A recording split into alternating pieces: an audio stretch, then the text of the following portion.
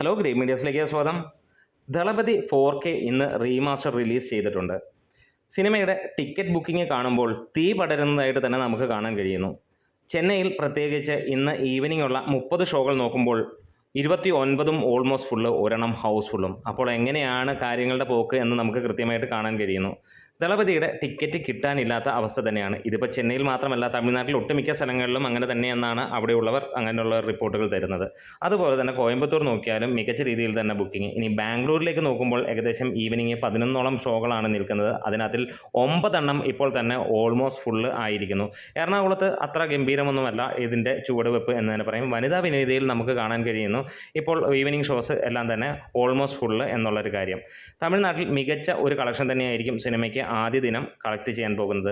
ഇന്ന് അതിൻ്റെ പല വീഡിയോകളും ആളുകൾ സോഷ്യൽ മീഡിയയിൽ പോസ്റ്റ് ചെയ്യുമ്പോൾ 34 വർഷങ്ങൾക്ക് മുമ്പ് എന്തൊരോളമായിരിക്കും ഈ ഒരു സിനിമ അവിടുത്തെയും അല്ലെങ്കിൽ കേരളത്തിലെയും ഒക്കെ തിയേറ്ററുകളിൽ ഉണ്ടാക്കിയതെന്ന് നമുക്ക് ഊഹിക്കാൻ കഴിയാവുന്നതേ ഉള്ളൂ.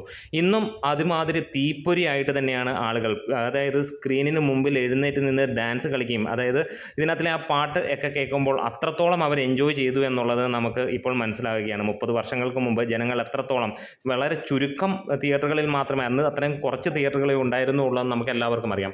അന്ന് അത്രത്തോളം മാസങ്ങളോളം നടന്ന് ആളുകൾ കണ്ട സിനിമയുമാണ്.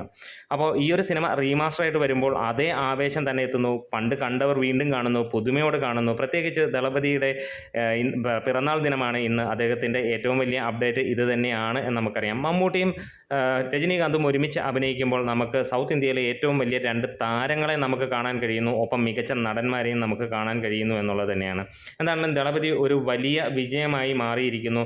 ആദ്യ ദിനത്തെ കളക്ഷൻ ഗംഭീരവും ഞെട്ടിക്കുന്നതും ആ തലത്തിലേക്കാണ് പോകുന്നത്. എന്തായാലും നമ്മൾ കാത്തിരിക്കുകയാണ് അതിൻ്റെ കളക്ഷൻ റിപ്പോർട്ടും കാര്യങ്ങളുമൊക്കെ. നിങ്ങൾ സിനിമ കണ്ടവരാണെങ്കിൽ ഒന്ന് കമൻസിലൂടെ രേഖപ്പെടുത്താം.